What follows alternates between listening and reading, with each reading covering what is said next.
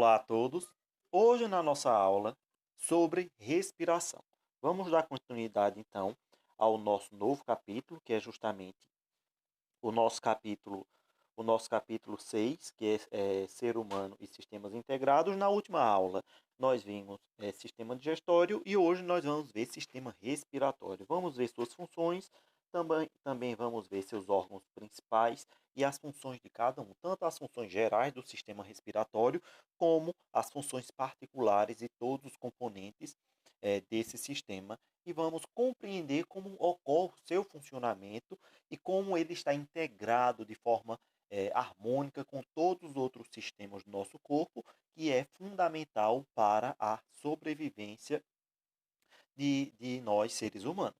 Então, nós temos aqui, nós vamos iniciar hoje o nosso novo assunto, certo? Que é justamente respiração, dentro do capítulo 6 do nosso livro 3, que está aí na página 34, certo? Respiração. Logo ao final dessa aula, como sempre, irá aparecer as atividades que devem ser realizadas e enviadas lá para o Google Classroom. Lembrando, gente, que todas as vezes, ao enviar suas atividades, é necessário que você envie com seu nome completo para que eu saiba quem é que está realizando as atividades. Então, todas as vezes, ao enviar lá para o Google Classroom suas atividades, você deve enviar com o seu nome, certo? Para que assim eu consiga realizar a identificação de todas as pessoas que estão realizando as atividades. Então, vamos lá. Página 34 do nosso livro 3, capítulo 6, respiração, ou seja, o sistema respiratório, que é justamente a nossa aula de hoje. Então, respiração. O ser humano adulto, em situações extremas, é capaz de ficar cerca de 20 dias sem comer. Óbvio que nós estamos falando, todos esses dados que nós vamos ver agora, se referem a pessoas em bom estado de saúde, pessoas que estão saudáveis. 3 a 4 dias sem tomar água, aproximadamente 3 minutos sem respirar. Então, isso óbvio se a pessoa não apresentar nenhum problema de saúde em condições extremas, por exemplo, como desastre, catástrofes, terremotos, onde a pessoa ficou soterrada, ficou presa. Então, consegue sobreviver todo esse tempo, certo? No caso, 20 dias sem comer, de 3 a 4 dias sem tomar água. Lembrando aqui, como nós podemos ver, que nós aguentamos bem mais tempo sem comer do que sem beber água, né? Porque a água é de absurda importância, de extrema importância para todos os seres vivos. E respirar, nós só vamos suportar, no máximo, cerca de 3 minutos sem respirar. Então, por que é que nós aguentamos tão pouco tempo sem respirar? Aguentamos bem mais sem comer, bem mais sem tomar água, mas sem respirar, nós vamos aguentar no máximo alguns minutos. Algumas pessoas, por exemplo, os mergulhadores profissionais, eles podem chegar até 5 minutos sem respirar. Mas uma pessoa comum, que não é um grande esportista, uma pessoa que não realiza, por exemplo, o que nós chamamos de mergulho de apneia, onde eles fazem aqueles mergulhos profundos sem nenhum equipamento, uma pessoa no dia a dia, uma pessoa comum, ela vai aguentar no máximo 3 minutos. E a maioria das pessoas chegam a suportar mais ou menos ali de 30 a 40, 50 segundos, certo? Também não serão todas as pessoas que vão aguentar 3 minutos sem respirar. Mas então, qual a importância da respiração? Por que é que uma pessoa morre se ela para de respirar, certo? Qual a importância da respiração na manutenção da vida? Então, o que é que a respiração nos possibilita? Então, mas o que a respiração tem de tão especial para a manutenção da vida? O que ela nos fornece? A palavra-chave para a função da respiração é energia. Então, não esqueçam dessa palavrinha. A função primária da respiração é nos fornecer energia. Então, vejamos bem esse esquema que nós temos aqui abaixo, que representa o processo respiratório. Nós temos aqui a glicose, que é justamente a partir do que nós comemos, os açúcares, as proteínas, o alimento. A glicose aqui está representando o alimento. Então, esse alimento que nós captamos ele lá pelo sistema digestório a partir da alimentação, junto com o oxigênio que nós pegamos da respiração, eles são combinados dentro das nossas células, lá dentro da mitocôndria, que é justamente o que nós vimos no capítulo passado. Então, ocorre dentro das células a reação, a união da glicose, ou seja, do alimento, mais o oxigênio que vem da respiração, e quando eles reagem entre si, eles vão liberar energia, que vai ser uma substância chamada de trifosfato de adenosina, que é representada pela sigla de ATP, mas em outras palavras é energia. Vai também liberar gás carbônico, esse gás carbônico nós vamos colocar para fora quando nós expiramos, ou seja, quando colocamos o ar para fora, e também vai produzir um pouco de água. Mas por que a respiração é tão importante? Porque ela nos fornece energia, e a energia ela é de extrema importância para o ser vivo realizar todas as suas atividades. Ou seja, o ato de eu estar aqui preparando essa aula para vocês, o ato de você estar compreendendo, estar assistindo essa aula, tudo isso requer uma grande quantidade de energia. E da onde nós tiramos essa energia? Tiramos de duas fontes, do alimento, que aqui está representado pela glicose, e do oxigênio, no caso da respiração, que aqui está representado pelo oxigênio. Então, quando nós respiramos, nós estamos tentando retirar da atmosfera, do ar, o gás oxigênio. Na atmosfera existe uma grande quantidade de gases diferentes, mas o único gás que nós conseguimos juntar ele com o alimento e produzir energia que nos mantém vivos é justamente o gás oxigênio. Então, todos os gases que entram no nosso corpo, nós só queremos qual? Só queremos o gás oxigênio. Então, por isso que uma pessoa ela morre quando ela para de respirar. Por quê? Porque vai faltar energia no corpo dela. Em outras palavras, ela vai ficar realmente sem energia, como se fosse um aparelho que é desligado, que é retirado da tomada. Vai ocorrer o que nós chamamos de uma queda energética, um blackout. Então, por isso que o ser vivo, seja um ser humano ou qualquer outro animal, ele morre quando para de respirar, porque simplesmente para de produzir energia. Mas se ele tiver alimento na sua corrente sanguínea, se ele tiver comida, as suas células tiver fontes de energia a partir da comida e não tiver oxigênio, também não adianta. Para que um ser vivo consiga produzir energia, ele necessita de uma fonte de alimento e ele necessita de uma fonte de oxigênio, certo? Sem um ou sem o outro, não tem como produzir energia, logo o ser vivo acaba morrendo. Então, nosso corpo no nosso corpo, a reação química que você viu na representação acima ocorre dentro das células e é dependente de uma organela conhecida como mitocôndria, que nós vimos no nosso assunto passado. Ela é uma organela celular presente em todas as células eucariôticas. Nesse processo conhecido como respiração celular, que é justamente esse processo aqui, esse esquema que nós acabamos de ver, e todo esse processo aqui ocorre dentro da célula, e nós chamamos de respiração celular.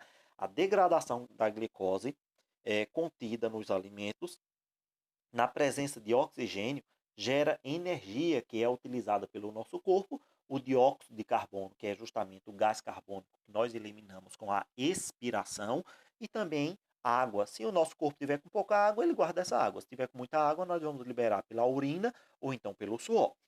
E para que o oxigênio do alimento, aliás, e para que eh, o oxigênio do ambiente chegue até as nossas células, fazemos o uso do nosso sistema respiratório, formado pelas vias respiratórias e pelos pulmões, que é justamente o que nós chamamos de sistema respiratório.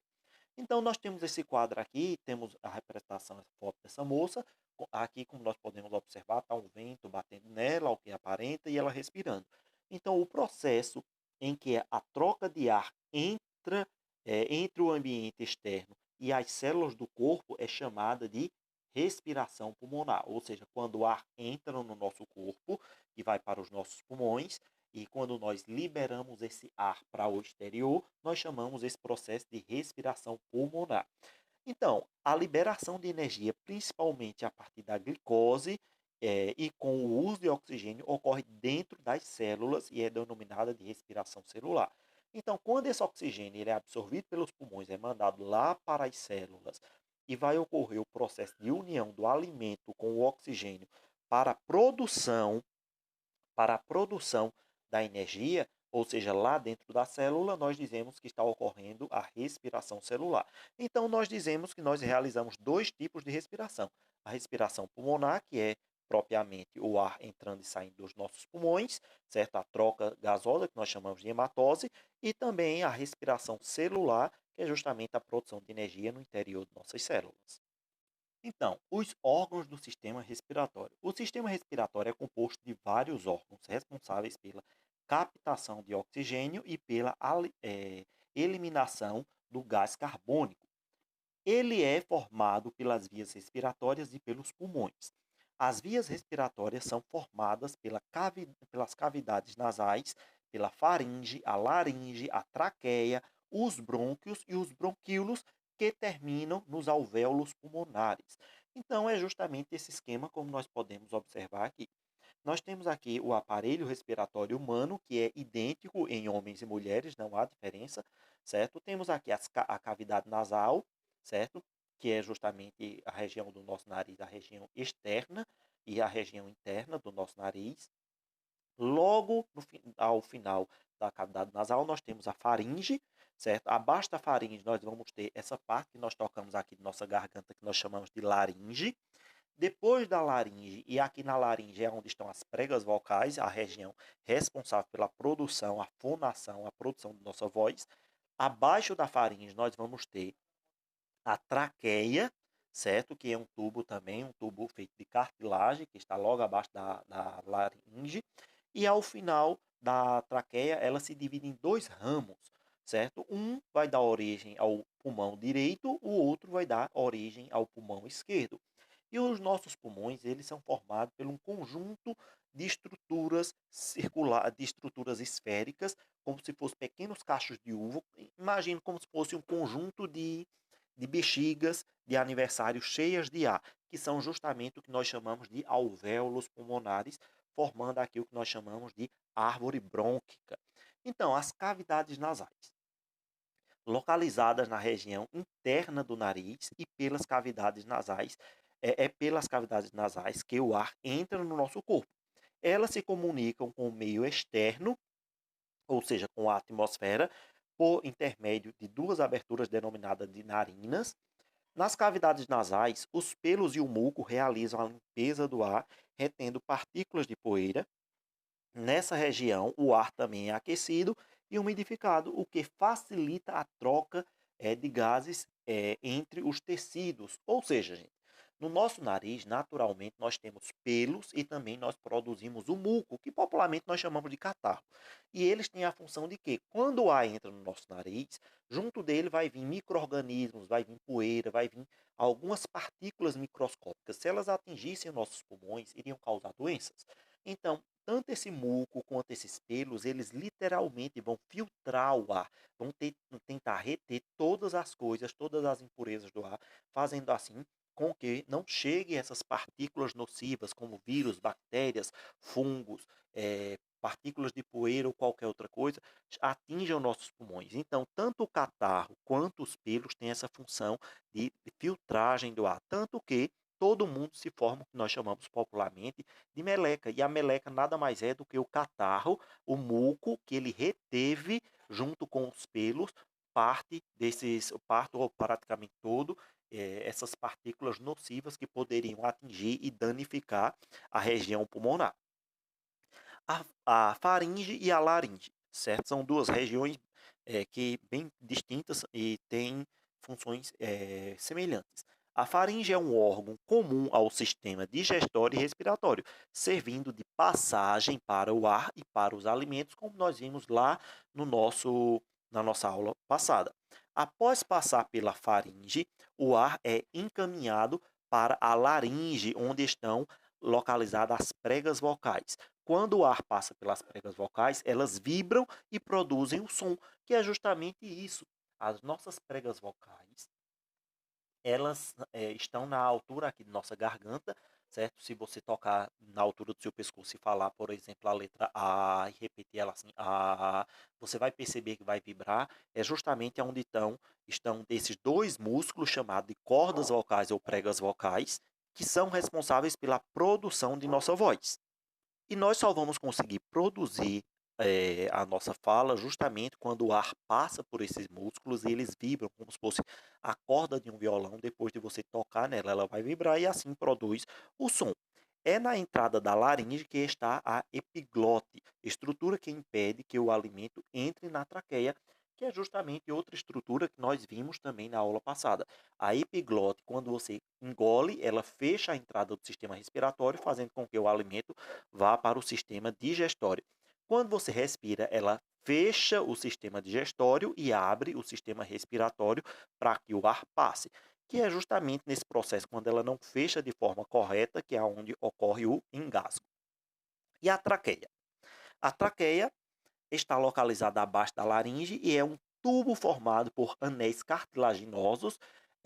Internamente é revestida por células produtoras de um muco, o qual auxilia na retenção de partículas de poeira e de micro-organismos que podem entrar com o ar respirado. E é também outra forma de defesa. Essas estruturas que nós podemos ver aqui são justamente o que nós chamamos de cílios, são estruturas que elas servem também como uma linha de defesa, uma barreira na tentativa de barrar todas as partículas que possam danificar o nosso sistema respiratório. Tanto vai existir um muco aqui, uma espécie de catarro, que é uma defesa também, como também aqui temos o muco e temos também essas células chamadas de cílios, que elas vão grudar, vão se grudar nessas partículas que entram junto com o ar. Também é uma forma de defender nosso organismo. E aqui nós podemos ver, ó, essa região aqui é a traqueia, aqui a parte de cima, aqui em cima ficaria a laringe. Então, brônquios e bronquíolos. Os brônquios são ramificações da traqueia que penetram nos pulmões e depois ramificam-se em tubos menores que se espalham por todo o pulmão, formando os bronquíolos. Então, você tem aqui a traqueia e a traqueia se divide em dois ramos. Vai se dividir num brônquio direito e no brônquio esquerdo. Esses brônquios, por sua vez, como nós podemos ver aqui, ele vai se dividindo em ramos menores, cada vez vão ficando menores, até formar o que nós chamamos de alvéolos pulmonares, que é justamente por isso esse formato aqui lembra como se fosse uma árvore, também é chamado de árvore brônquica, justamente porque aqui você tem, ó, a estrutura central, a traqueia, se divide em dois ramos, esses ramos se dividem em outros ramos menores, até formar as estruturas microscópicas que nós chamamos de alvéolos, aonde vai ocorrer propriamente a troca de gases. O conjunto de ramificações brônquicas se parece com uma árvore e por isso denomina-se de árvore brônquica. Nas extremidades dessa região existem os alvéolos pulmonares, aos quais realizam as trocas, ou também chamada de hematose. Então, o que é a hematose, minha gente? A hematose é a troca do gás oxigênio que está entrando no nosso corpo pelo gás oxigênio que está saindo, sendo eliminado do nosso corpo. Então, essa troca de gases que ocorre no interior dos nossos pulmões, na região chamada de alvéolos pulmonares, ela é chamada de hematose, é a troca de gás carbônico por gás oxigênio. O gás carbônico é eliminado e o gás oxigênio ele passa para a corrente sanguínea para ser enviado para as células para que assim possamos produzir a energia que nos mantém vivos. Os pulmões. Os pulmões são dois órgãos esponjosos que se situam dentro da caixa torácica, ou seja, nessa região do nosso peito, onde estão as costelas, que é justamente uma forma de defesa, né, desses órgãos que estão nessa região, como o coração, fígado, pulmões, certo? Que são órgãos extremamente sensíveis. O pulmão direito tem três lobos, eh, ou seja, três partes, e é ligeiramente maior que o esquerdo, que tem dois lobos. Então, entre os pulmões existe um espaço onde o coração fica abrigado, que é justamente como nós podemos ver aqui, ó. O pulmão direito, ó, ele tem um, dois, três. Ele é dividido em três lobos, certo? Ou três partes. Já o pulmão esquerdo, ele só é dividido em dois. Mas por que ele só é dividido em dois? Ele é um pouco menor porque do lado esquerdo, como nós bem sabemos, é onde está localizado o nosso coração. Então, por isso que o pulmão esquerdo ele é um pouco menor do que o pulmão direito, justamente porque uma parte daquela região ele divide com o coração que está situado ali. Mas não há uma grande diferença na capacidade respiratória de um pulmão ou do outro, certo? Essa diferença não é algo significativo. Movimentos respiratórios. Então, existem dois tipos de movimentos respiratórios, que é a entrada e a saída do ar. Então, quando o ar está entrando, como nós podemos ver aqui, ó, a entrada do ar no nosso corpo nós chamamos de inspiração. O diafragma contrai, certo? Ou seja, ele desce essa musculatura aqui da parte de baixo do nosso tórax, movimenta-se para baixo e então o ar entra nos nossos pulmões. E nós temos aqui a expiração, que é a saída do ar. Então, o diafragma relaxa, movimenta-se para cima, empurrando o ar que está dentro dos pulmões para fora. Então, nós realizamos naturalmente esses dois movimentos respiratórios: a inspiração, que é a entrada do ar, e a expiração, que é a saída do ar. Nesse processo, quando nós inspiramos, quando o ar entra, nós estamos captando gás oxigênio. Na expiração, quando o ar sai, nós estamos expelindo, colocando para fora gás carbônico. E aqui nós temos cuidados para a saúde.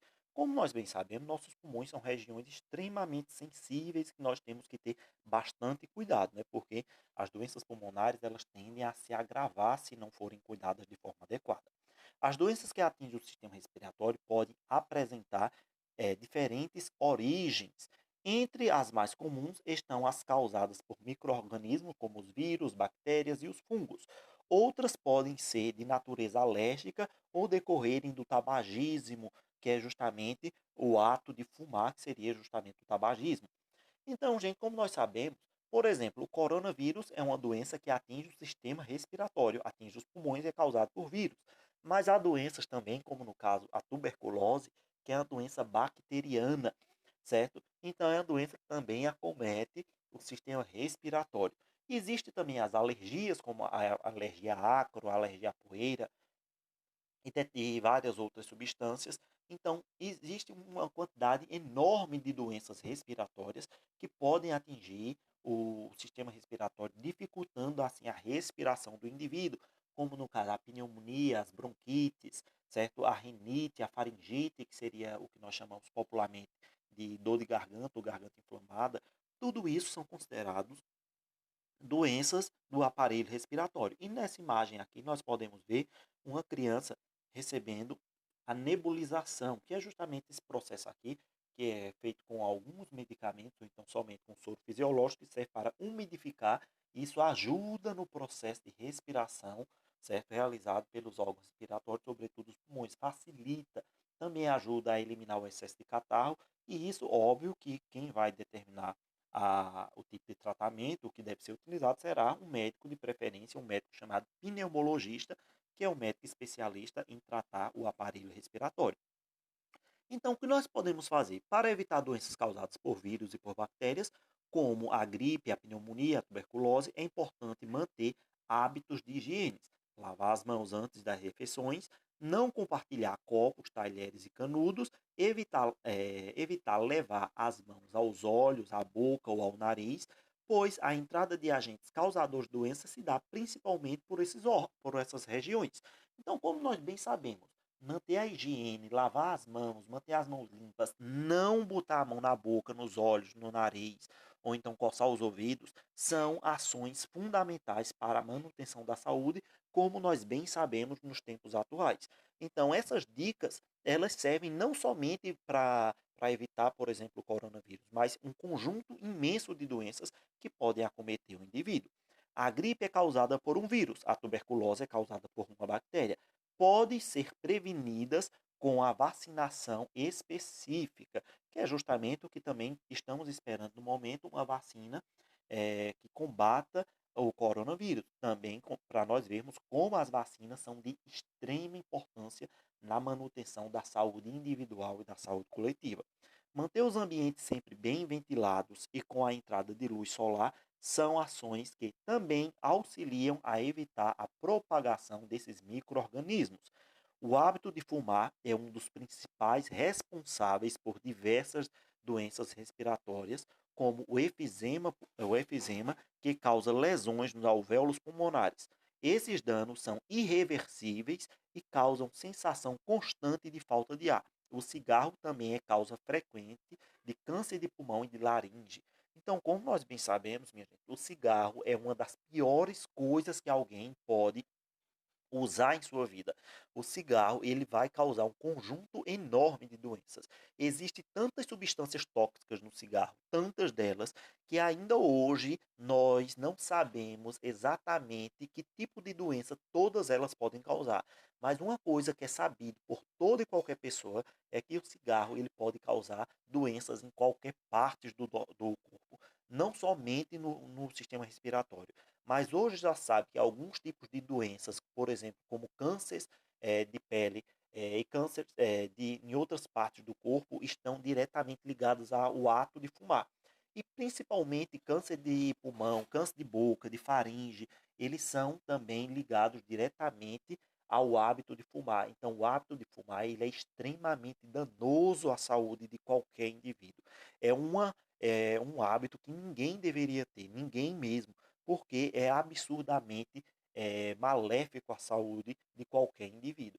Então, mesmo que você não fume, mas você convivendo com uma pessoa que fuma, você passa a ser o que é chamado de fumante passivo, ou seja, você acaba se contaminando com aquela fumaça, mesmo sem fumar, mas só por estar naquele ambiente, e ainda assim vai lhe causar mal. Então, o tabagismo, o ato de fumar, deve ser algo que deve ser totalmente abolido, eliminado, e jamais, jamais uma pessoa deveria sequer pensar em fumar.